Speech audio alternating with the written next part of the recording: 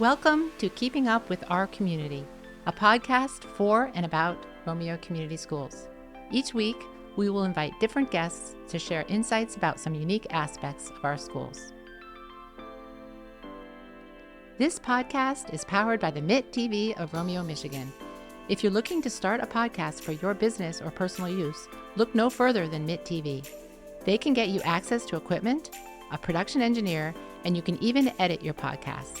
That's all right here at the MIT TV of Romeo, Michigan, and you can contact them right now via email at mit.tvromeo@gmail.com. That's mitt.tvromeo@gmail.com. Hello, my name is Marianne Brush, and I currently serve as the Communications and Marketing Supervisor for Romeo Community Schools. It is my pleasure to host this podcast today.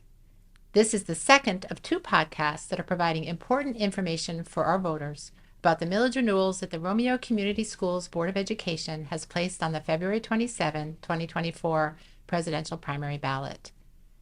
This conversation is going to be specific to the non-homestead millage renewal proposal. Next, I would like to introduce our panel of speakers for today, Dr. Todd Robinson and Executive Director of Business Services, Vicki Lasky. Dr. Robinson, I understand there is an obligation for the district to put this important millage renewal in front of the voters as directed by law. What can you share about that? Yes. With the change to Proposal A back in 1994 for how schools are funded in Michigan, that put into place the requirement for all districts to levy 18 mills on non-homestead properties to support the annual foundation grant we receive per student from the state of Michigan. If we do not keep this millage in place, the state will not make up that loss of funding. Our non-homestead millage will be expiring next year, so we need to seek renewal from the voters. The non-homestead ballot proposal is the renewal of an existing millage. Vicki, what can you tell us about that? The non-homestead renewal is to renew the previously voter-approved 19.5 mills.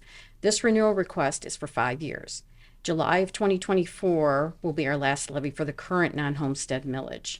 We intentionally paired the renewal of the non-homestead millage with our sinking fund renewal because they have the same term, and it is also on the February 27th ballot. And we've paired them for consistency and ease for our voters. Is this a millage that all school districts have? Yes. Unlike our other renewal, as I mentioned a little bit in your first question, in order for us to receive the full per pupil foundation grant from the state of Michigan, we have to have this millage and keep it active. You'll find districts renewing for different lengths and time and some small differences in the actual mills, but it's important to note that no one can levy more than 18 mills in any given year. And you can go out for, I think, up to 10 years, Vicki, at the longest term. I believe the law allows for that. With our growing community and conversations with our financial advisors, we feel renewing in 5-year terms makes the most sense for us. With a successful renewal of this millage, how much revenue does that generate for the district? Currently, our non-homestead renewal millage generates about $9.8 million, or 12% of our general fund annually. And how does the district decide where the funds will go from this millage? Well, because it's part of our state funding, it goes directly into the general fund budget each year, and it ultimately supports our operating expenses. And we make decisions on those within our annual budget approval process. And our annual budget, of course, is approved by the Board of Education by June 30th each year. And what happens if it doesn't pass? We don't like to think about that, Marianne. We would have the opportunity to come back to the voters prior to losing an actual levy. That always has to be considered when you're doing millage, renewal millage election planning. As I've stated, ultimately a 12% reduction in funds means reductions in staff and programming because the state will not make up the difference if we don't have a current non-homestead millage. We believe our voters know the importance of this to the district and will utilize our resources to be informed and get to the polls on or before February 27th. So we hear about Headley rollbacks on these millages. Vicki, can you help us understand what this means? Well, I'll give it a shot. The maximum amount of the non-homestead millage is 18 mills, but you'll notice that the ballot is asking for 19.5 renewal. So we ask for more mills so that when we are in a position where we have a rollback, that we can maintain our 18 mills and not lose any of our funding for our per pupil dollars. A Headley rollback occurs when the taxable values within the district increase faster than the rate of inflation. When that happens, we're required to roll back our millage rate. The 19.5 mills allows us to roll back from our original 19.5 mills without reducing our millage rate below the 18 mills we're required to levy to get our full dollars for our funding through the foundation allowance. In 2019, though, we had such a significant rollback that we had levied less than 18 mills. So that does happen occasionally, and had to go to the voters to restore our millage so that we could get our full per pupil funding. So I think that's interesting, Vicki, because as we planned for this, we kind of went down memory lane, and we intentionally in 2019 renewed, the non-homestead and the sinking fund together. And then we were subject to this rollback, and we actually had to go out in 2021 when we went out for the facilities bond and actually restore the millage. Correct. Because we had fallen lower than 18 mills. So sometimes that's really hard for people to understand the notion of, well, if you can only levy 18 mills, why would you ask for more? And that's the purpose of the 19.5, because even over the course since 2021, we've been subject to some rollbacks. They haven't taken us down to 18 mills. That's great. But we want to just be prepared over 5 years that we wouldn't be subject, and ultimately that we wouldn't have to come back to the voters for another restoration. So that's the purpose of the 19.5. I appreciate our conversation today and the important information you shared. Are there any final thoughts that you want the voters to know about the non-homestead renewal? Well, I think it's important to know that the non-homestead millage is not levied on primary residences. It's only levied on businesses, second homes, vacant property, and rental properties.